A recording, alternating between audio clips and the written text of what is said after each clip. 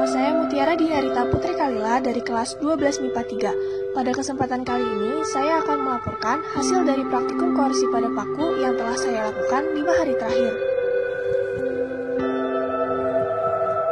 Tujuan dari penelitian ini antara lain yang pertama untuk mengetahui proses perkaratan paku dengan berbagai perlakuan. Yang kedua, untuk mengetahui faktor-faktor apa saja yang dapat menyebabkan paku mengalami korosi. Dan yang ketiga, mengetahui cara pencegahan korosi pada paku. Secara umum, korosi adalah rusaknya benda-benda logam akibat pengaruh lingkungan. Proses korosi dapat dijelaskan secara elektrokimia, misalnya pada proses perkaratan besi yang membentuk oksida besi, atau Fe2O3 dikali NH2O. Contoh peristiwa korosi antara lain karat pada besi, pudarnya warna mengkilap pada perak, dan munculnya warna kehijauan pada tembaga. Reaksi kimia yang terjadi termasuk proses elektrokimia, di mana terjadi reaksi oksidasi logam membentuk senyawa-senyawa oksida logam ataupun sulfida logam. Faktor-faktor yang mempercepat korosi diantaranya air dan kelembapan udara, elektrolit, permukaan logam yang tidak rata, dan terbentuknya sel elektrokimia. Berdasarkan reaksi yang terjadi pada saat korosi, air merupakan faktor yang penting untuk berlangsungnya korosi. Udara lembab yang mengandung banyak air akan mempercepat proses korosi. Kemudian, elektrolit merupakan media yang baik untuk terjadinya transfer muatan. Hal ini mengakibatkan elektron lebih mudah untuk diikat oleh oksigen di udara. Faktor selanjutnya adalah permukaan logam. Permukaan logam yang tidak rata memudahkan terjadinya kutub-kutub muatan yang akhirnya akan berperan sebagai anode dan katode, sehingga permukaan yang tidak rata akan memudahkan terjadinya korosi, dan begitu juga sebaliknya. Selanjutnya, ketika dua logam yang berbeda potensial bersinggungan pada lingkungan berair atau lembab, dapat terbentuk sel elektrokimia secara langsung. Logam yang potensialnya lebih rendah akan segera melepaskan elektron ketika bersentuhan dengan logam yang potensialnya lebih tinggi. Oleh karena itu, logam yang potensialnya lebih rendah lebih mudah mengalami korosi. Untuk mencegah korosi, kita bisa mengaplikasikan beberapa cara.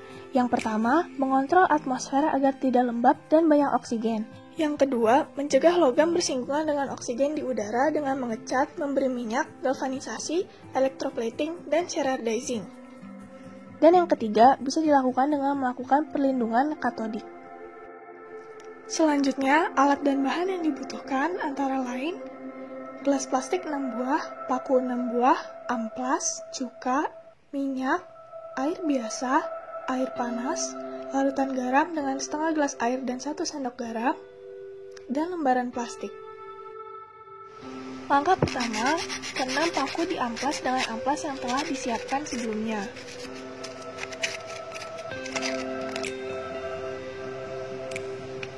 Langkah selanjutnya, pada masing-masing gelas diberikan tanda yang berbeda, A, B, C, D, E, dan F. Selanjutnya, paku dimasukkan ke masing-masing gelas.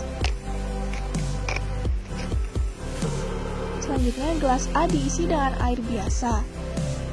Kemudian, gelas B diisi dengan air panas. Dan gelas C diisi dengan air cuka. Kemudian untuk gelas D diisi dengan larutan garam. Gelas E diisi dengan minyak. Lalu biarkan paku pada gelas F tanpa perlakuan. Kemudian siapkan lembaran plastik dan tutup masing-masing gelas dengan plastik tersebut.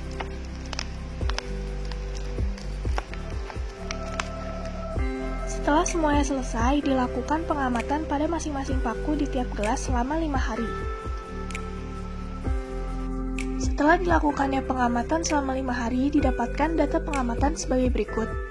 Di hari pertama, gelas A, B, E, dan F tidak menunjukkan perubahan apapun. Sedangkan pada paku C dan D ada perubahan, yakni munculnya gelembung.